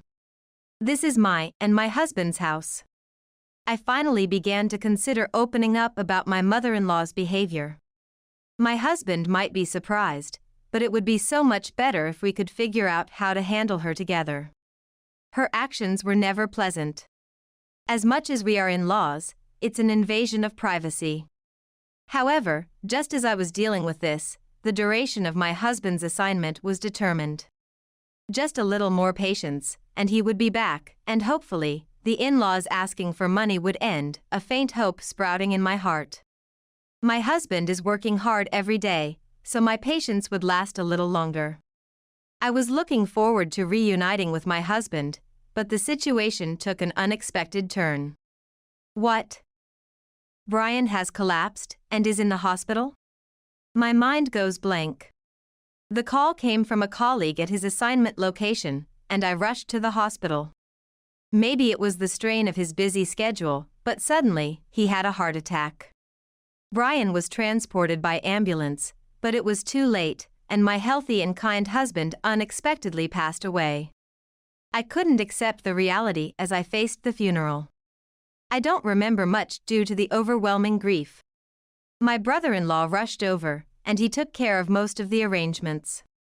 I'm sorry. You've just lost your brother, and yet you're helping so much.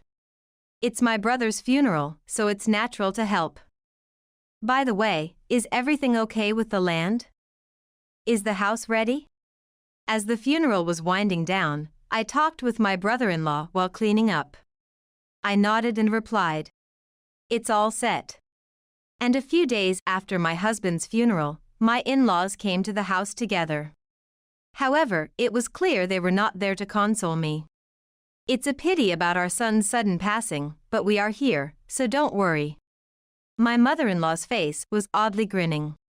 Even more astonishing, she had arranged a truck, which was packed full with furniture and other items from her home. I was too shocked and confused to speak. This doesn't look like a simple move. My mother-in-law and her husband are trying to move in without any discussion. What is making them do this? But the answer is clear. Could it be that you're after our land? Despite the confusion, I voice a concern that has always been in my heart. My mother-in-law gave a cold smirk. The land value has really shot up. I've been targeting this house for a long time. In fact, you only got married to my son because of this inheritance. I allowed the marriage because you were the one who inherited it. Filled with despair, I am at a loss for words. Are you saying that you and I will live together? What? What nonsense are you talking about? I ask this amidst the confusion, and my mother-in-law raises her eyebrows. Brian's death was unexpected, but actually, even if it hadn't happened, my mother-in-law intended to take this house. The in-laws planned to oust me and take over the land. And they assumed I would just leave the house. My son is dead and you will return to your parents' house, right? It would be a shame for this house to be empty, so we will live in it. That's why I'm telling you not to worry. My mother-in-law's smile twists into a sinister grin. Despite my fear, I point out her mistake. The house has already been sold though. I hold back my laughter at my mother-in-law's misunderstanding, but I can't hide my half-smile. In response, my mother-in-law freezes and says, "What?" Just then, a moving truck from a different company arrives. I'm sorry, but we're here to move things into your house. Because a truck from another company is already parked there, a sturdy mover gets out to check with us. The movers my mother-in-law had arranged also descend.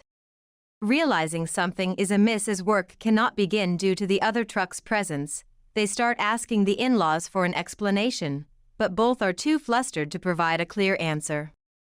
Arguing with everyone here would be pointless. Seeing the in-laws in a panic, I finally start to regain my composure. I then promptly instruct them to move the truck. This house already has a buyer and the contract is complete. A new family will be moving in, so you can't just bring these people's stuff into someone else's home, right? As the movers are shocked by the situation, a luxury car arrives. Out step a wealthy couple and their children. In fact, this land is no longer mine. They are the new owners. The in-laws grow even more confused, unable to understand what is happening. Please move the truck quickly, the new residents can't start their work. Once I manage to get the mother-in-law's truck moved, the movers begin working swiftly, carrying in brand new furniture according to planned procedures. My mother-in-law and her husband, unable to accept this, start pestering me at the entrance. When the buyer, the husband, sees his family to the car and comes over to confront us, a different chaos ensues. Who are these people? We bought this house. Please send the truck back soon. I hadn't expected the in-laws to visit, so I apologize profusely and somehow appease the buyer. But the mother-in-law and her husband don't leave. Instead, they push past us and rush into the house. Of course, the inside of the house has completely changed from what they knew. None of the furniture my husband and I used remains. My mother-in-law is shocked by the sight and begins to create a scene. What is this? The house is empty. The antique furniture and lighting. I love those. What's going on here? She can't comprehend what has happened and is outraged. When the new residents finally shout, "We will call the police," my father-in-law, who had been flustered, bolts and drags my mother-in-law away. As they move a bit away from the scene, the heated mother-in-law gradually becomes dazed and quiets down. I first apologized to the new residents. Told that future problems could still arise, I take down the names and addresses of the in-laws to somehow secure release. Though weighed down by a strong sense of fatigue, I still have to explain things to the in-laws. I return to them and calmly inform them that the move had been completed a few days before my husband passed away. This house was originally planned to be sold with the land, so everything is according to the initial plan. There was a pause in our plans due to my husband's assignment. But a certain background allowed us to proceed smoothly with the discussion. The person who supported our decision was my brother-in-law. I was bewildered by the change in my in-laws, who had started asking me for money, but I didn't want to worry my husband and couldn't talk about it, continuing to brood. My brother-in-law noticed this and came to my rescue. He doesn't get along well with our in-laws and had told me that he would help if there was any trouble. Wanting neither to spoil my relationship with my husband nor with the in-laws, I trusted my brother-in-law, who promised to keep things confidential, and decided to consult him fully. When I told him everything, he was furious with the in-laws. As my husband's brother and a colleague at my workplace, he understood the in-laws' schemes well. For him, his brother Brian was his only family, and he said that I was like family too. I think our parents will eventually try to live in that house or conveniently kick us out to take it for themselves. My brother-in-law says that both my in-laws have such high-end tastes that they are naive about the ways of the world. They are vain and unscrupulous. Especially my mother-in-law, she acts like a lovely lady as long as she looks good on the outside, but in reality, she is mean-spirited and only thinks of herself. Because they are blood-related, the stories my brother-in-law tells about the in-laws are quite intense. They pretend to be something they're not in front of their eldest son, so my husband probably never knew this side of his parents. Anyway, he suggested that we sell the land early so it wouldn't be taken by my in-laws. I agreed with my brother-in-law's opinion and decided to proceed with the sale. Even though it was something important left by my dear grandfather, I wanted to avoid having the existence of this house become a problem for us as a couple. In fact, because it was important, I didn't want to leave any troubles behind. Of course, it wasn't a decision I made on my own. I had discussed it with my husband while he was alive, and he agreed. At that time, he became aware of all the actions of his parents. I didn't want to tell him, but I couldn't complete the sale on my own. However, he understood the feelings I couldn't consult him about, and he couldn't forgive his parents' actions. I'm sorry I didn't notice. If it's okay with you, Hannah, let's complete the sale before my parents can make a move. I'm sorry that it's such an important house inherited from your grandfather. No. If it's going to cause trouble, my grandfather would agree to let it go.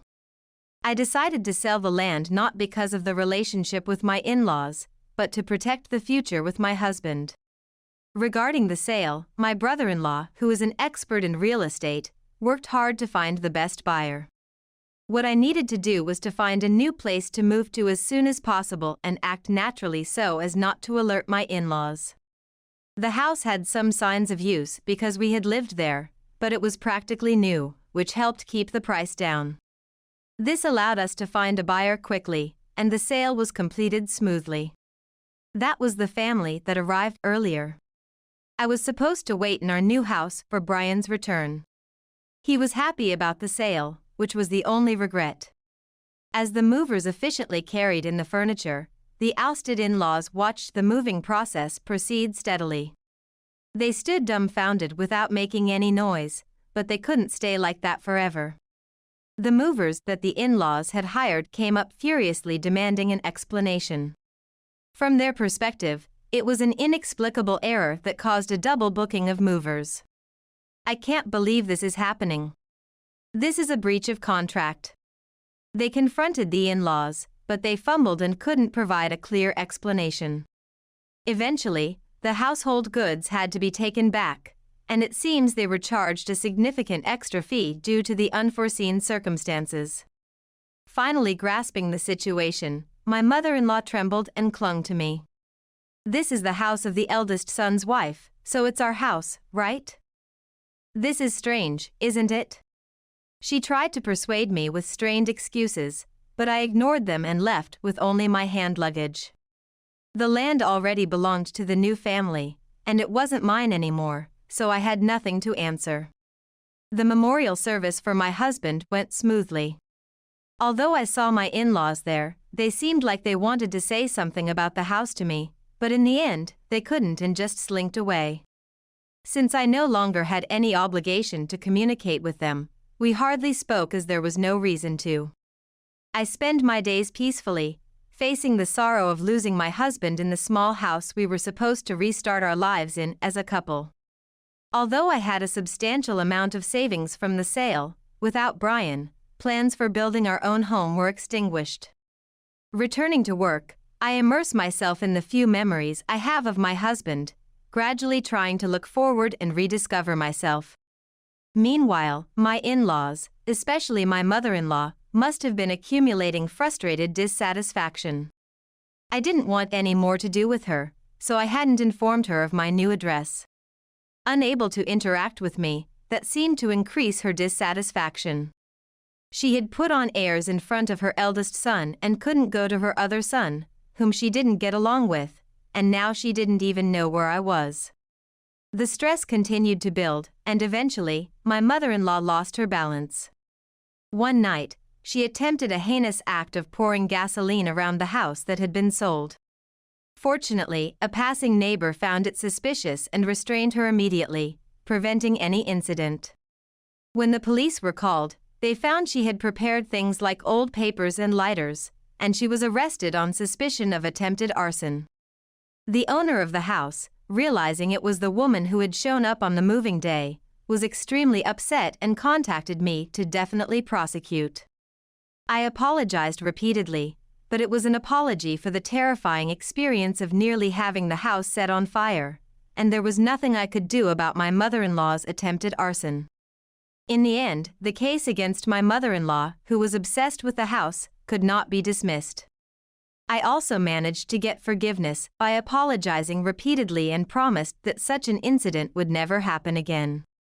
My mother-in-law, raised in luxury and used to getting whatever she wanted, became frustrated when she couldn't have the house as she desired, leading to twisted jealousy. She came to resent the house and the land, committed a crime, and eventually ended up in prison. My father-in-law, who should have been supportive, used her arrest as an excuse to argue incessantly and forcefully divorced her. So, even when her sentence is up, she has completely lost a home to return to. But that is the result of her chosen actions. My brother-in-law, feeling lonely after losing his brother, encourages me, saying, "I can bear it because I have a sister-in-law." Although the ties with my in-laws were successfully severed, I haven't lost all family. For the sake of my husband watching over me from heaven, I've decided to spend peaceful days.